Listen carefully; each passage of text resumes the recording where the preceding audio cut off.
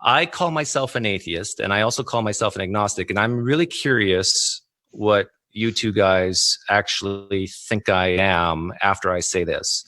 I don't believe any gods of any sort exist, but I don't say that there can't be a God. There may well be a God out there of some sort, or a supernatural realm or whatever.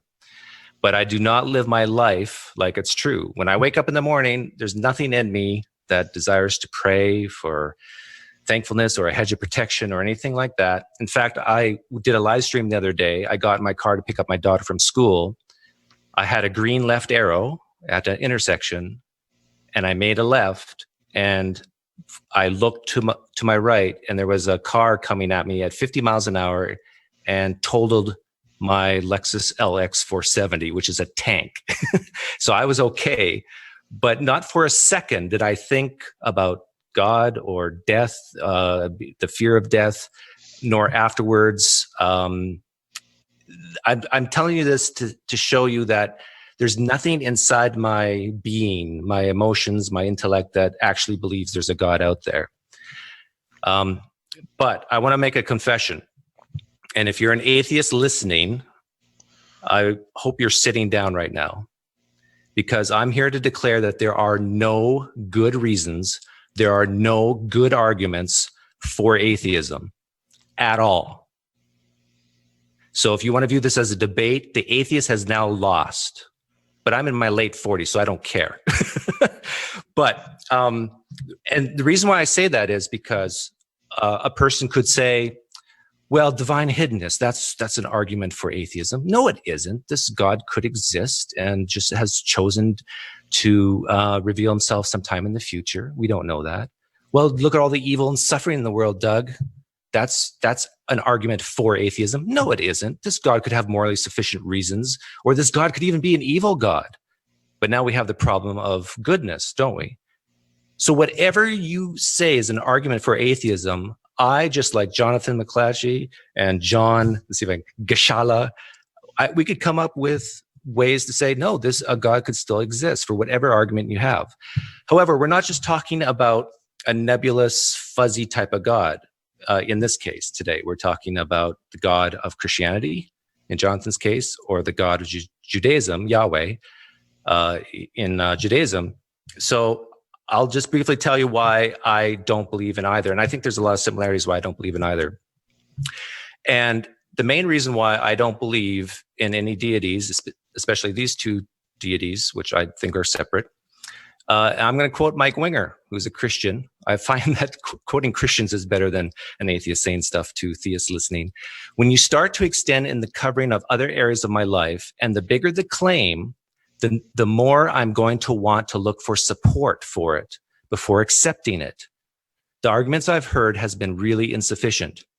Now, this summarizes very nicely why I don't believe in Jonathan's God or John's God, is because I do not think the evidence rises to the level of the claim. Now, Mike Winger was talking about evolution via common descent when he said this, but I think it applies to my beliefs, or lack of belief, not believing as well.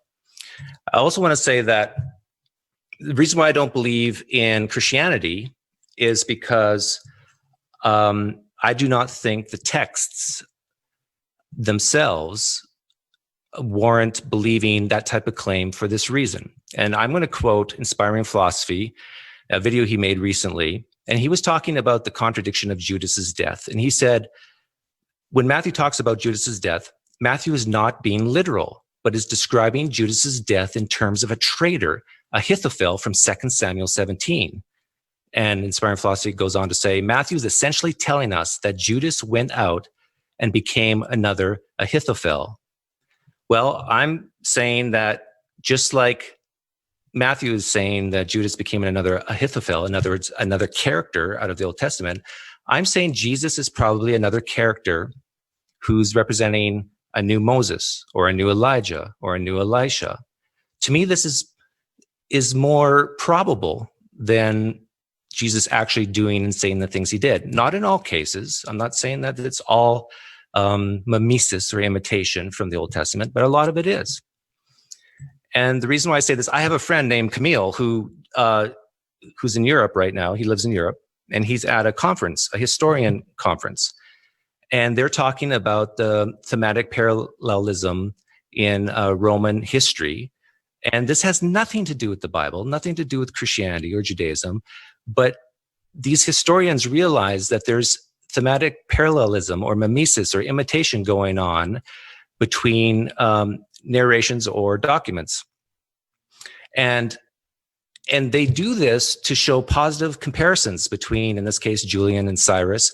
And one could say the same thing for Jesus and, let's say, Elijah. And these texts are intended to be picked up by readers. These similarities are intended to be picked up by readers with sophisticated eyes and a background in Greek literature. And so just like we can have thematic parallels between different ancient characters, I think that's what we see with Jesus and the Old Testament.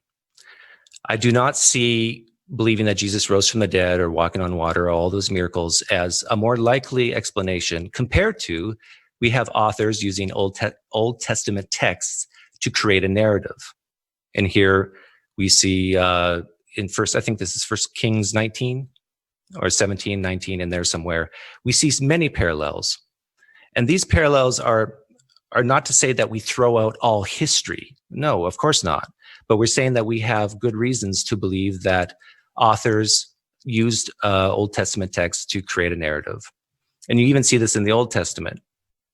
So, John, I would love to hear your opinion on whether some of the laws that I think you would say Yahweh has commanded, did that really come from a god, or maybe it came from Middle Assyrian laws that predate it?